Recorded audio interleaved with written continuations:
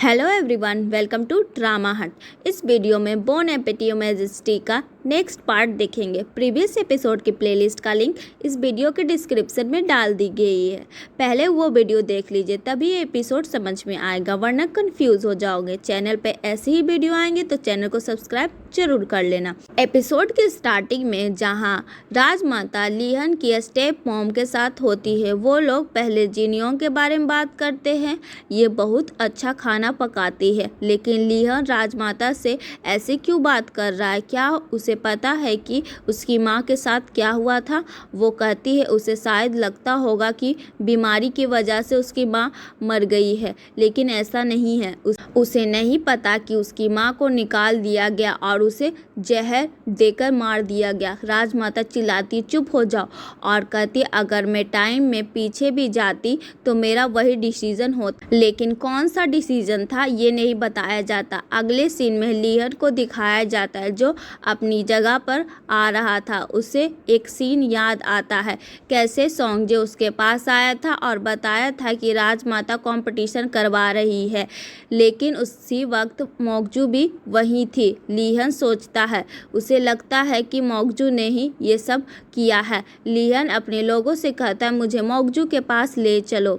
जिनियोंग और बाकी सब रॉयल किचन में आते हैं। वांगसिक जिनियोंग को अच्छा ट्रीट करता है, उसे बैठने के लिए सीट देता और कहता है तुमने मेरी हाथ बचाई, उसके लिए शुक्रिया। मोंसू चुप रहता है। जिनियोंग उसे देखती और कहती मुझे पानी चाहिए। मोंसू पानी लेके आता है। जिनियोंग अपने हाथों को देखती है, उसकी तरफ इशारा करती है और कहती आज मैंने बहुत काम किया है, मुझे भूख लगी है, क्या तुम मेरे लिए खाना बना सकते हो? मोंसू खाना बनाने के लिए जाता है, फिर सब कुक भी चले जाते हैं। जिनियोंग गिलगम से पूछती है अब मुझे बताओ तुम्हारे साथ क्या हुआ, तुम्हारे सर पर खून कैसे आया? गिलगम कहती है जब मैं सामान लेकर आ रही थी तब कोई मेरे पास आया, उसने मुझे धक्का दिया और मुझे मारने आ रहा था। तभी गोंगिल आ गया और उसने मेरी मदद की और वो अपराधी भाग गया। मैं उसका चेहरा देख नहीं पाई कि वो कौन था। अगले सीन आता है जहाँ चू मोगजू से बात करती है और कहती है जिनियोंग कोई इंटेंशन से आई है यहाँ, शायद वो यहाँ किसी की जासूसी कर रही है, हमें उसे किडनैप कर लेना चाहिए। लेकिन मोगजू मना कर देती है और कहती है इससे कुछ नहीं होगा, एक बड़ा जाल बिछाना पड़ेगा।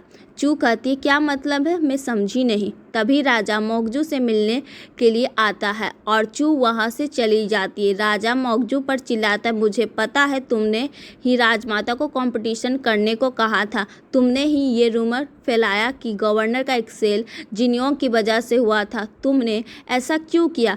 फिर हम सोंगजे को देखते हैं जो स्माइल कर रहा होता है और वो चला जाता है।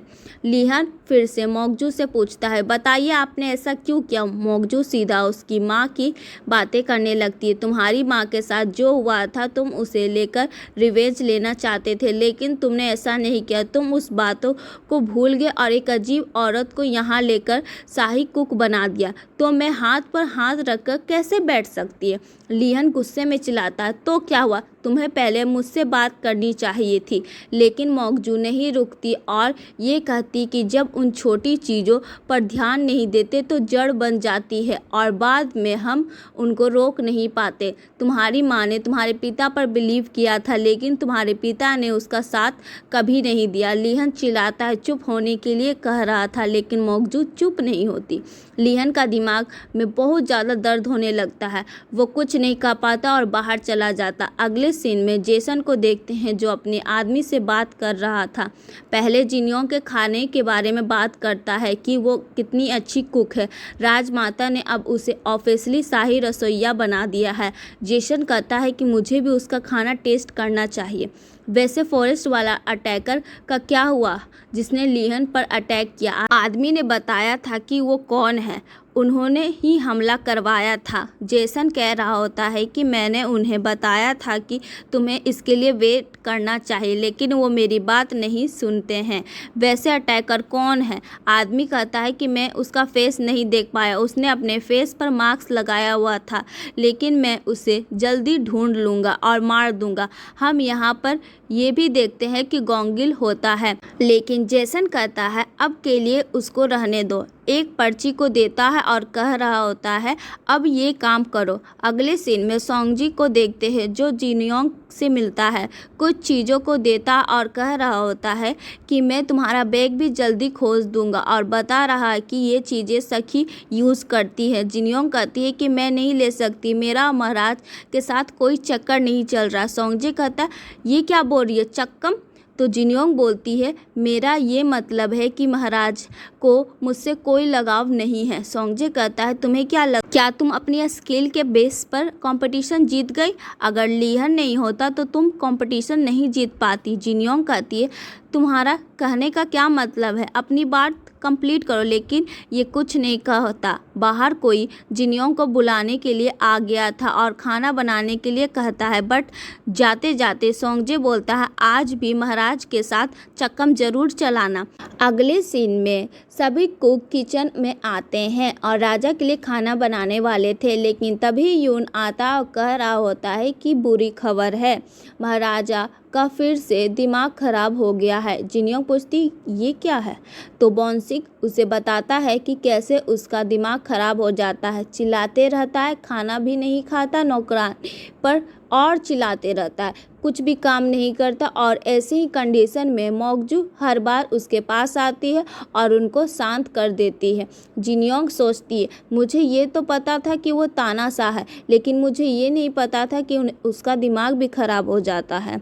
अब मुझे उसे शांत करने के लिए कौन सा खाना बनाना चाहिए। बाद में कुछ सोचती है और सबसे कह देती है कि हम ये खाना बनाएंगे। काफ़ी टाइम के बाद खाना बना लेती है और अगले सीन में राजा के पास आती है। राजा चिल्ला रहा होता है और दूसरी नौकरानियों को जाने के लिए बाद में सभी अंदर आते हैं और खाने के लिए कहते हैं, लेकिन राजा कहता है चले जाओ यहाँ से। फिर सब जाने वाले थे, लेकिन तभी राजा जिनयोंग को देखता और कहता है तुम्हारा पीछे ब्लू रिबन, यानी कि तुम मुख्य राज रसोइये हो, तुम यहाँ पर रहना और बाकी सब जा सकते हैं। तो जिनयोंग रुक जाती है।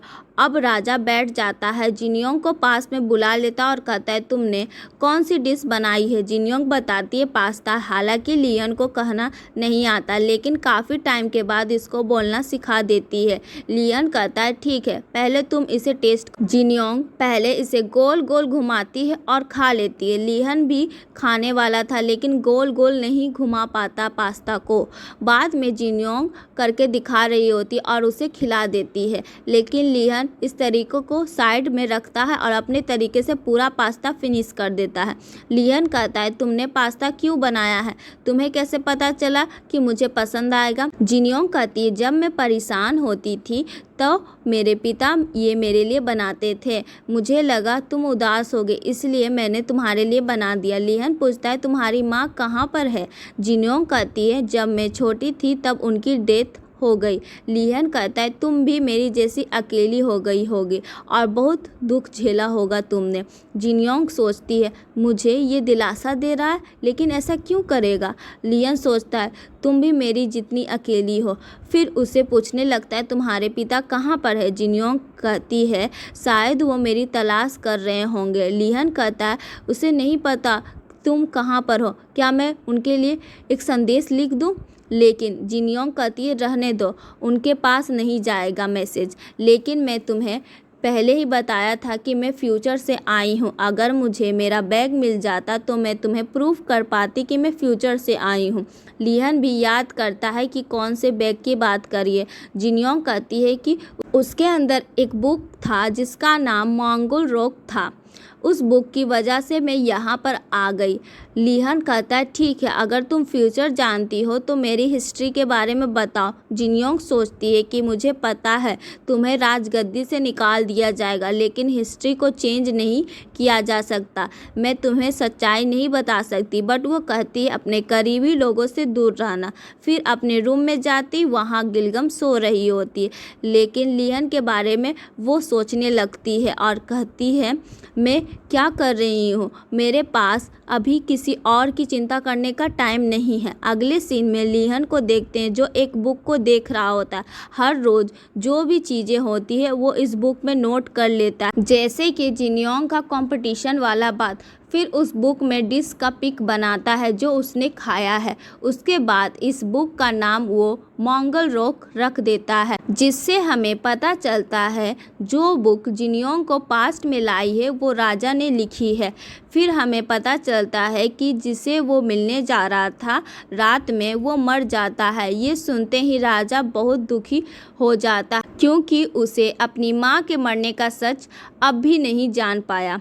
वो आधी रात में ड्रिंक करने लगता है। यून आता है और कहता है, महाराज कुछ खा लीजिए वरना ज़्यादा ड्रिंक से आपकी तबीयत खराब हो जाएगी।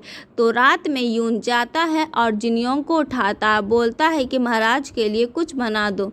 जिनयोंग जाती है किचन में और वहाँ कुछ फ्रूट काट के राजा के पास ले जाती है। लीहन ड्रिंक करके टल्ली हो गया होता है और फिर जिनयोंग को भी अपने साथ बेड पे खींच लेता है और कहता है मत जाओ, और फिर धीरे धीरे उसके क्लोज जाता है और उसे किस कर लेता है।